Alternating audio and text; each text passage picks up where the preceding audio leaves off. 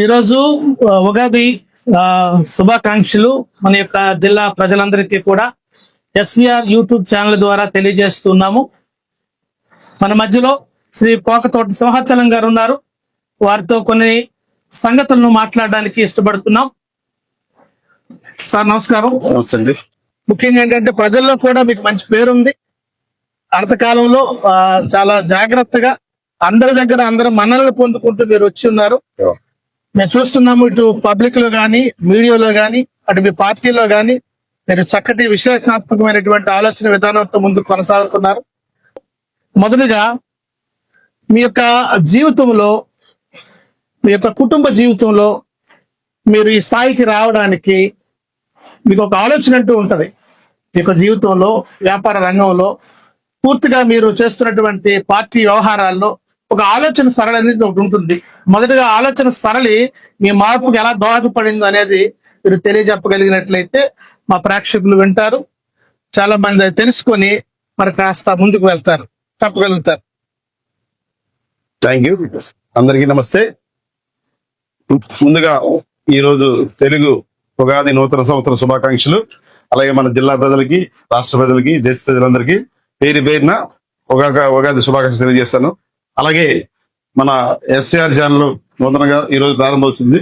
మనస్ఫూర్తిగా మనసా వాచా కర్మ ఆ ఛానల్ మంచి అభివృద్ధి రావాలని చెప్పి శుభాకాంక్షలు తెలియజేస్తాను. అలాగే మన రమణ గారు కూడా నాకు అనేక సంవత్సరాల పరిచయం.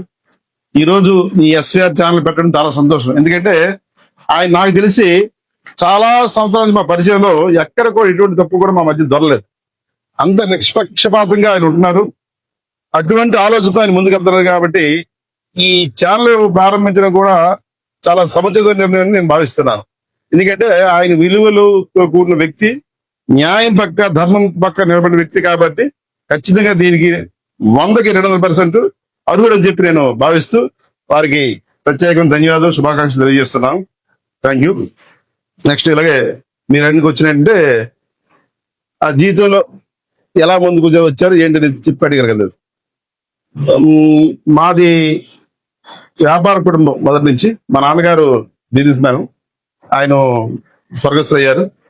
తర్వాత నాది 2000 నుంచి నా వ్యాపారం ప్రారంభం జరిగింది. ముందుగా నేనేంటంటే నా దృక్పథం ఏంటంటే ఫస్ట్ నా కుటుంబాన్ని నేను పోషించుకోవడం చెప్పేసి స్టార్ట్ చేయడం జరిగింది వ్యాపారంలో. ఆ తరువాత నేను పెరిగిన వాతావరణం కావచ్చు, కొన్ని దగ్గరికి వెళ్ళి నేను తెలుసుకున్న జ్ఞానంతో కావచ్చు, నేను బ్రతికింది కాక నా వెనక నా ముందు కొన్ని వందలు వేల మందికి ఉపాధి కల్పించాలని చెప్పి అదే ఉద్దేశంతో నేను వ్యాపారంలో రావడం జరిగింది. గత 40 సంవత్సరాల నుంచి నాకు ఏదైతే వచ్చిన బిజినెస్ లో 10% అనేది మనం పక్క తీసి ఆ వచ్చిన మనీతో అనేక ధార్మిక కార్యక్రమాలు, సేవా కార్యక్రమాలు చేయడం జరుగుతుంది. తద్వనగా మీకు అందరూ తెలుసు, కరోనాలో 2 తరలు కూడా మేము ఏం చేసామంటే ఈ శ్రీకాకుళం జిల్లాలో ఒక 4 మండలు ఎంచుకొని వాళ్ళకి 4 మండలాలు కూడా ప్రతిరోజు ఒక వెహికల్, మండలానికి ఒక వెహికల్ సిద్ధం చేసి food, mask, water bottle, sanitiser ఆ రోజు మనకి ఏవైతే కావాలో N95 మాస్క్ తో సహా మేము ఈ 4 మండలాలు కూడా సప్లై చేయడం జరిగింది. ఎలా అంటే ఆ రోజు ఎస్పీ గారు పర్మిషన్ తీసుకొని ఈ వెహికల్ కి ఎస్పీ గారు ఇచ్చే స్టిక్కర్లు అతికించి మా తోళ్ళకి స్టాఫ్ కి అందరికి ఒక వెహికల్ కి 4 చెప్పిన పంపించి నేను కూడా ఒక వెహికల్ ప్రయాణం చేయడం జరిగింది. అయితే మా అనుభవం ఏంటంటే అది గొప్ప అనుభూతి. ఆ రోజు మేము పారిశుద్ధ కార్మికులకి, పోలీసులకి, డాక్టర్లకి తీసుకెళ్లి ఇవ్వడం, ఫుడ్లు, ఈ వాటర్, నీళ్లు ఇవ్వడం అనేది ఒక ఎత్తు అయితే, ఏమీ లేదు ఆహారం లేనటువంటి నిరుపేద కుటుంబాలు వాళ్ళ ఇంటికి వెళ్ళి వాళ్ళ తలుపు తడితే ఆ చిన్నపిల్లలు మాకు కనిపించాగానే మేము ఈ ఫుడ్, వాటర్ వాళ్ళ చేతులు పెడితే వాళ్ళ కళ్ళలో వచ్చిన ఆనందం, ఆ వాటర్ అనేది ఈ రోజు కూడా మర్చిపోలేదు. ఆ ఇన్స్పిరేషన్ తో కంటిన్యూ 2 నెలల పాటు కంటిన్యూ మేము సేవలు అందించడం జరిగింది. ఇది నా జీవితంలో ఒక అద్భుతం చెప్పాలి, చాలా మధురైన జ్ఞాపకం చెప్పాలి. ఎందుకంటే అటువంటి సమయంలో డబ్బులున్నా ఫుడ్ దొరికేది కాదు, వాటర్ దొరికేది కాదు. వాళ్ళే కాదండి, పోలీసులు కూడా, డాక్టర్స్ కూడా ఆ టైంలో మధ్యాహ్నం 1 గంట 2 ప్రాంతాలు మంచిలు కూడా ఉంటాయి కాదు. ఈ మాస్క్ అనేది చాలా తడిసిపోయి పీస్ అయ్యేది. ఆ టైంలో మేము ముంబై నుంచి తెప్పించి N95 మాస్క్ వాళ్ళకి ప్రజెంట్ చేశాం. వాళ్ళు చాలా హ్యాపీ అయిపోయారు. సకాలంలో నీరు ఇచ్చి ఆ ఫుడ్ అనేది ఇవ్వడం వాళ్ళు చాలా హ్యాపీ అనిపించింది. అలాగే వాళ్ళకన్నా ఎవరైతే బెగ్గర్స్ వాళ్ళకి ఎవరు మాకు ఇంకా ఆనందం అనిపించింది. అటువంటి కార్యక్రమాలు మేము ఒక స్ఫూర్తిగా తీసుకుని చేయడం జరిగింది. అలాగే మేము కూడా ఇక్కడ లోపండిన గ్రామంలో ఒక రిసార్ట్ నిర్మించడం జరిగింది. అక్కడ ఒక ఆలయం నిర్మిస్తూ అక్కడ ఒక 2 గోశాలు కూడా మేము, ఎందుకంటే గోమాత అనేది ఉంటే మన అందరం సురక్ష ఉంటాం కాబట్టి ఆ గోమాత పాలు కూడా మేము బయటకు ఇవ్వకుండా ఎవరైతే మనకు అక్కడ వచ్చిన ఈ కస్టమర్లు కావచ్చు, సందర్శకులు వాళ్ళకి కాఫీ టీ ఇవ్వడం జరుగుతుంది. అలాగే మా ఆఫీస్కి ఏ కావాలంటే వాళ్ళు వచ్చిన కస్టమర్కి ఇవ్వడం జరుగుతుందా. అక్కడ వ్యాపారం కోసం కాకుండా గోవులకు మనం పెంచాలనే ఉద్దేశంతో చేస్తున్నాం. అక్కడి నుంచి ఆ కార్యక్రమం నిరంతరంగా సేవా కార్యక్రమాలు ఆలయాలకు కానీ, అనాథాశ్రమం కానీ, వృద్ధాశ్రమం కానీ మేము వెళ్ళి మా సేవలు అందించడం జరుగుతుంది. అక్కడ కూడా మనకి వృద్ధాశ్రమం అనేది, అనాథాశ్రమం అనేది ఈ ప్రపంచంలో ఎక్కడ ఉండకూడదు నాకు కోరిక. ఎందుకంటే తల్లిదండ్రులకి పిల్లలు బాగా చూసుకుంటే వృద్ధాశ్రమం రావు. అలాగే పిల్లలు అనాథలు అవ్వకుండా తల్లిదండ్రులు జాగ్రత్తగా చూసుకుంటే పిల్లలు అనాథాశ్రమం రాదు. ఈ 2 ఉండకూడదు నా ఉద్దేశం. కానీ ప్రస్తుత పరిస్థితుల్లో ఆ 2 ఉండాలి. ఎందుకంటే మన ఆ స్థాయికి ఇంకెళ్ళదు కాబట్టి నేను అక్కడ ఒక వృద్ధాశ్రమం, ఒక అనాథాశ్రమం కూడా నెక్స్ట్ ప్రారంభం చేయబోతున్నాం మీ ఛానల్ ద్వారా. ఇటువంటి కార్యక్రమాన్ని చేస్తూ ముందుకెళ్తున్నాం. ఇది నా పద్యం. సంతోషం సార్. ఇప్పుడు అది చదువుకి సంపదకి ఏమైనా తేడా ఉంటుందా? లేదు సార్, చదువు కంటే జ్ఞానం విలువైంది. ఎందుకంటే చదువు అనేది అవసరమే, అక్షరాలు రావాలి, మనం చదవాలి, అడిగిన వాళ్ళకి సమాధానం చెప్పాలి. కానీ మనం ఒక వ్యక్తిని స్ఫూర్తిగా తీసుకోకుండా కాకుండా మన ఈ జీవితం భగవంతు ఇచ్చిన జీవితానికి మనవంతుగా ఈ దేశాన్ని మనం ఏదో ఒకటి ఇవ్వాలని స్ఫూర్తి ముందుకెళ్తే చదువుతో అవసరం లేదు. ఎందుకంటే నేనైతే నా భారతదేశం నేను అమితంగా ప్రేమిస్తాను. అలాగే భారతీయ జనతా పార్టీ అంటే నేను ఒక ఇష్టంతో వెళ్ళాను. ఈ దేశం నాకు ఇష్టమే, ఈ పార్టీ నాకు ఇష్టం కాబట్టి నేను ఈ 2 కూడా ఇష్టంతో చేస్తున్నాను. కాబట్టి నాకు చదువు అనేది ఒక పెద్ద సమస్య అనిపించలేదు. మీరు చదువుకున్న తర్వాత ఏ వ్యాపారం చేయడానికి ఇష్టపడ్డారు? ఏ వ్యాపారం స్థిరపడ్డారు? నేను చదువు అయిపోయిన తర్వాత ఆటోమొబైల్ రంగంలో మేము 2 జిల్లాలకి చేసేవాళ్ళం, స్పేర్స్ అండ్ ఆయిల్ సర్వీస్ చేసేవాళ్ళం. ఆ తర్వాత రియల్ ఎస్టేట్ రంగంలో రావడం జరిగింది. అంటే ఈ 2 రంగాలు కూడా ఎందుకంటే ఇప్పుడు మేము రియల్ ఎస్టేట్ రంగం అనేది దాదాపు ఒక 1500 నుంచి 2000 వరకు ఉపాధి కల్పిస్తున్నాం. అలాగే మాకు ఒక 100 మంది వరకు స్టాఫ్ ఉన్నారు ఈ వెంచర్ల వరకు చేయడం, రెగ్యులర్ గుడ్ స్టాఫ్. అలాగే సీజనల్ గా వచ్చిన స్టాఫ్ కూడా చాలా ఎక్కువ మంది ఉంటారు. కాబట్టి ప్రత్యక్షంగా పరోక్షంగా కొన్ని 100 మందికి దీని ద్వారా ఉపాధి అనేది ఇవ్వడం జరుగుతుంది. తద్వారా వచ్చిన ఆ ఏదైతే మనకి ఆ 10% మేము సైడ్ చేసి ఈ సేవా కార్యక్రమాలు కూడా చేయడం జరుగుతుంది. కాబట్టి ఈ 2 విధాలుగా నా బతుకు తెరువుకి ఉపయోగపడుతుంది, అలాగే సమాజ సేవ కూడా ఉపయోగపడుతుంది చెప్పి ఈ రంగం ఎంచుకోవడం జరిగింది. సార్ మీ కుటుంబ నేపథ్యం కూడా, మీ కుటుంబం ఎంతమంది ఉన్నారు? నాకు 2 పిల్లలండి, పాప బాబు. మా మిస్సెస్ నేను, మేము 4. నేను చేస్తున్నారా మేడం గారు? మేడం గారు హౌస్ వైఫ్, పాప రీసెంట్ మ్యారేజ్ అయింది, బాబు MBA చదివారు. ప్రజెంట్ ఆయన కూడా వ్యాపార రంగంలో నెక్స్ట్ ఈ ఇయర్ స్టార్ట్ చేస్తారు. అయింది రాజకీయం ఒక 2 years అవుతుంది సార్. ఇప్పుడు బీజేపీలోకి వచ్చారు.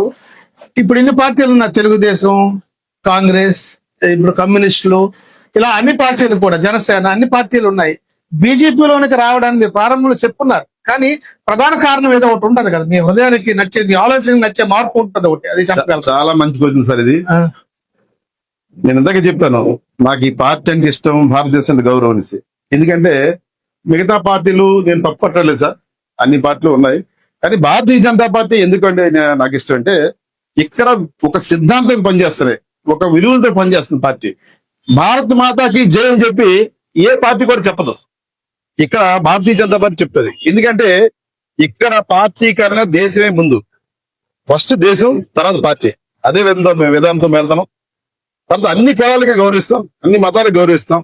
మీరు ఒక రాజకీయ పార్టీగా మీరు చూశారు భారతీయ జనతా. కానీ నాకు తెలిసి రాజకీయ పార్టీ కన్నా ఒక ప్రత్యేకమైన, ఒక విలువైన, ఇంపార్టెంట్ అయిన విలువలతో కూడిన సేవా సంస్థ నేను చెప్తాను. ఎందుకంటే మీరు ఈరోజు చూడండి, మన భారతదేశంలో అన్ని పండుగలకి మేము ప్రయత్నిస్తాం, అలాగే అన్ని గోవులకి ప్రయత్నిస్తాం, అలాగే అన్ని దేవులకి ప్రయత్నిస్తాం. ఎక్కడెక్కడ మన కాశీలు చూసాం, గంగానే పక్షాల మోడీ గారు స్వయంగా చేశారు. అలాగే అనేక విగ్రహాలు కట్టాం. దేనికి? మన సంస్కృతి సంపద మనం తెలియపరచడం కోసం, అలాగే మన భారతదేశాన్ని ఉనికి తెలియపరచడం కోసం, మన సనాతన ధర్మాన్ని తెలియపరచడం కోసం. ఇవన్నీ రాజకీయ పార్టీకి అవసరం లేదు. రాజకీయ పార్టీ ఏముంటాయి, ఎన్ని ఓట్లు ఉంటాయి, ఎలక్షన్లు ఎప్పుడు, ఎవరు గెలుస్తారు, సీట్లు ఎవరికి ఎవరు, ఇదే చూస్తారు. కానీ మా పార్టీ, మీరు నమ్మరు, మేము పార్టీలో కొనసాగుతున్నాను. ఎప్పుడు కూడా ఈ పార్టీ సీట్లు ఎలక్షన్ అనే మాట మాకు రాదు. కంటిన్యూ సేవా కార్యక్రమాలు మేము చేస్తాం. ఈ రోజు కూడా ఉగాది అంటే పంచాయతీ సేవలు చేస్తూ అక్కడ కార్యక్రమాలు చేస్తూ ప్రతి ఆలయంకి వెళ్ళి ఈ రోజు అక్కడ చీరలు స్వీట్లు పంచి వచ్చామన్నమాట. అంటే ఏదో ప్రత్యేకత మా పార్టీకి ఉంటుంది. అలాగే మా సిద్ధాంతకర్త పండిట్ దీనదయాళ్ గారు ఉపాధ్యాయ గారు ఆ రోజు ఏ రోజైతే ఆ పార్టీ స్థాపించారో ఈ రోజు కూడా అనేక కార్యక్రమాలు చేస్తున్నాం కాబట్టి ఆ విధానం ఏంటలేదండి. ఈ పార్టీ అనేది చాలా విలువలతో కూడిన పార్టీ కాబట్టి నేను చాలా ఇష్టంతో వచ్చాను. భారతదేశంతో ఈ రోజు మనం చూసాం, ఒకప్పుడు భారతదేశం ఐక్యరాజ్య సమితిలో వెళ్తే మన దేశం ఎక్కడ ఉండేది, ఒక సైడ్ ఉండేది. ఈ రోజు ప్రధానమంత్రి నరేంద్ర మోడీ గారు అయితే ప్రతి ఒక్క దేశం కూడా రెక్కార్పేసి సాగుతూ పొందుతున్నారు. ఆ స్థాయికి మనం వెళ్ళగలిగాం. అంటే ఆయుధాలు కొనుక్కునే స్థాయి నుంచి ఆయుధాలు అమ్మే స్థాయికి మనం వెళ్ళాం. అంతటి గౌరవ స్థానంలో ఉన్నాం కాబట్టి ఈ క్రెడిట్ అంతా భారతీయ జనతా పార్టీకి, నరేంద్ర మోడీ గారికి దొరుకుతుంది. ఇటువంటి పార్టీలో నేను చాలా గర్వంగా ఫీల్ అవుతుంది. మంచిది సార్. ఇప్పుడు తదుపరి ఇప్పుడు మీరు తెలియజేసిన కొన్ని సంగతులు మేము ఆలోచన చేస్తుంటే, మీరు రాజకీయ పార్టీని ఎన్నుకున్నారు, బీజేపీని. మీకు ఇష్టంతో మీరు వచ్చారు. మీకు ఈ పార్టీలోనికి ఎవరైనా తీసుకొచ్చారా ప్రోద్బలంతో? లేదు సార్. ఈ పార్టీలో నేను ఇన్వాల్వ్ అవడానికి నేను కొంతమందికి రికమెండ్ చేయడం జరిగింది. ఈ పార్టీ నేను రావాలనుకుంటాను, నాకు బాధ్యత ఇచ్చినా ఇవ్వకపోయినా ఈ పార్టీలో నేను సేవ చేయాలనుకుంటాను. ఎందుకంటే నేను వ్యాపార రంగంలో నేను ఇది ఉండి కొంతవరకు నేను సేవ చేయగలుగుతాను. అదే పార్టీ పరంగా అయితే ఇంకా విస్తరణ ఎక్కువ అవుతుంది కదా, పార్టీతో బలం కూడా ఉండదు, అనేక కార్యక్రమాలు చేయవచ్చు అని చెప్పి నాకు ఈ రోజు వరకు ఏ బాధ్యత రాకపోయినా నా వంతు పాత్ర నిర్వహిస్తూ నేను దీన్ని ఎలా గుర్తించారు పార్టీ వారు మీ పట్ల? అంటే నేను చేసిన యాక్టివ్ అయిన వర్క్, సేవ, అలాగే గత 25 సంవత్సరాల ముందు నుంచి నేను చేసిన సేవ, ఇవన్నీ గుర్తించి ఈ పార్టీలో క్రియాశీలంగా చేస్తానన్న నమ్మకంతో నాకు ఇవ్వడం జరిగింది. ఏదైతే ఆ నమ్మకం ఇచ్చారో ఆ బాధ్యత ఇంకా ఎక్కువగా నేను చేస్తూ ముందుకెళ్ళి చేయడం జరుగుతుంది. 2029 నెక్స్ట్ ఎలక్షన్స్ ఉన్నాయి. ఈ నియోజకవర్గాల్లో, జిల్లాలో మీరు ఎక్కడైనా పోటీ చేసే అవకాశం ఉందా? అది పార్టీ అధిష్టానం ఏ నియోజకవర్గం ఆదేశిస్తే దానికి ఖచ్చితంగా నేను మాట తప్పకుండా చేస్తాను. మీరు చేయాలని మీకు ఇష్టం ఉంది? Yes, very good. ఎందుకంటే పార్టీ ఆదేశిస్తే ఖచ్చితంగా చేయవలసిందే. మా పార్టీ లేదండి, ఈ పని మీరు చెయ్యాలంటే నో అని చెప్పడం మా లేదు. ఖచ్చితంగా మా పార్టీ చెప్తే ఖచ్చితంగా చేస్తాం. అది మంచి పని అయి ఉంటుంది. Okay sir. తర్వాత వ్యాపార వ్యవహారాల్లో కూడా రాణిస్తున్నారు, పార్టీలో కూడా రాణిస్తున్నారు. మీరు ఈ రెండింటిని అండర్స్టాండ్ చేసుకుని ముందుకు నడుస్తున్నారు. ప్రజలకు మీరు చెప్పబోయే సందేశం ఏమైనా? వ్యాపారం అనేది ఒక కన్ను అయితే పార్టీ కూడా రెండో కన్ను సార్. నాకు రెండో సమానమే. నేను వ్యాపార పరంగా చాలా మందికి ఉపాధిగా ఇవ్వగలుగుతున్నాను, అలాగే పార్టీ పరంగా సేవ చేయగలుగుతున్నాను. ప్రతి వ్యక్తి కూడా వ్యాపారంలో కావచ్చు, రాజకీయంలో కావచ్చు, ఆత్మశుద్ధిగా, త్రికరణ శుద్ధిగా, విలువలతో కూడిన పనిచేస్తే ఎప్పుడు రాణిస్తాం. ఎందుకంటే మనం ఎవరికి సమాధానం చెప్పాలి? అంతరాత్మ సమాధానం చెప్పాలి. ఈ అంతరాత్మకి మనం సమాధానం చెప్తూ, మనకందరూ తెలుసు కౌరవ పాండవ యుద్ధం, కౌరవులు కొన్ని వేల మంది సైన్యం, హేమాహేవీలు ఉన్నారు, కానీ అక్కడ అధర్మం ఉంది. పాండవులు 5 ఇక్కడ ధర్మం ఉంది. అందుకే భగవంతుడు ఇటువైపు కాశారు. వాళ్ళందరూ ఇన్ని లక్షల మంది, ఇన్ని లక్షల సైన్యం ఒక పక్క ఉన్నా ఆఖరి ఈ 5 పాండవులు యుద్ధంలో గెలవడం జరిగింది. అక్కడ దీన్ని బట్టి మన నీతి ఏంటంటే ధర్మం అనేది ఒకవైపు ఉంది, ఆ ధర్మం పాండవుల వైపు ఉంది, భగవంతుడు కూడా ధర్మం వైపు ఉన్నాడు. అలాగే ఈ వాక్యాన్ని, ఈ సూక్తిని మనం ప్రతి ఒక్క వ్యక్తి తెలుసుకొని అంతరాత్మ సాక్షిగా ధర్మం వైపు, విలువ వైపు ఎవరైతే నిలబడతారో ఖచ్చితంగా దేశంలో రాణిస్తారు, వ్యక్తిగతంగా రాణిస్తారని చెప్పి నేను మనస్ఫూర్తి నమ్ముతున్నాను, అదే ఆచరిస్తాను. సార్, చివరిగా మన బీజేపీ పార్టీ నుండి ఇప్పుడు మీరు ప్రాతినిధ్యం వహిస్తున్నారు, మంచిగా పనిచేస్తున్నారు, 2 చోట్ల మీ యొక్క అంకిత భావాన్ని కొనసాగిస్తున్నారు, మంచిది. రేపు 29 నాటికి ఎగ్జాంపుల్ తదితర పార్టీలో ఉన్నటువంటి పెద్దలు ఎవరైనా సరే మీకు ఆ పార్టీని ఆహ్వానించి మరి పార్టీ టికెట్ ఇస్తామని గుర్తించి మిమ్మల్ని ఆహ్వానిస్తే గనక మీరు ఇచ్చే జవాబు ఏమైనా ఉంటుందా? మీరు ప్రవీణ్ కూర్చుల్లో ఎన్నిటికంటే ఒక అమూల్యాన్ని కూర్చొని నాకు ఇది అనిపిస్తుంది. చాలా సంతోషం మీరు అడిగినందుకు. ఎందుకంటే ఇది ఈ ఒక సరైన వేదిక మీద చెప్తాను అనుకున్నాను. మీరు ముందుగా అడిగారు కాబట్టి మిమ్మల్ని అభినందిస్తాను. Thank you sir. నేను మొదటి నుంచి అదే చెప్తాను. నా మనస, వాచ, కర్మన ఆత్మ సాక్షిగా, త్రికరణ సిద్ధిగా, నా కుటుంబ సాక్షిగా, నా తల్లిదండ్రుల సాక్షిగా, ఈ దేశ సాక్షిగా నేను భారతీయ జనతా పార్టీలో నా ప్రాణం ఉన్నంత వరకు కొనసాగుతాను. పార్టీ బాధ్యత ఇచ్చినా ఇవ్వకపోయినా ఖచ్చితంగా ఈ పార్టీలో కొనసాగుతాను. ఎన్ని ప్రలోభాలు పెట్టినా ఇంకో పార్టీకి వెళ్ళని చెప్పి మేము అందరూ మధ్యలో మనస్ఫూర్తిగా మాటిస్తున్నాం సార్. చివరిగా మా ఎస్వీఆర్ యూట్యూబ్ ఛానల్ కి సబ్స్క్రైబర్లుగా ఉన్న వ్యక్తులకి, జిల్లా ప్రజలకి మీరు చివరిగా శుభాకాంక్షలు చెప్తూ చెప్పాల్సింది ఏదో చెప్పగలుగుతారు. Thank you sir. SR channel ముందే చెప్పాను, నాకు చాలా ఇష్టమైన పని రమణ గారు చేశారు. ఎందుకంటే ఆయన నాకు ఎంత ఇష్టమో ఇటువంటి ఛానల్ పెట్టడం కూడా నేను ఊహించలేదు.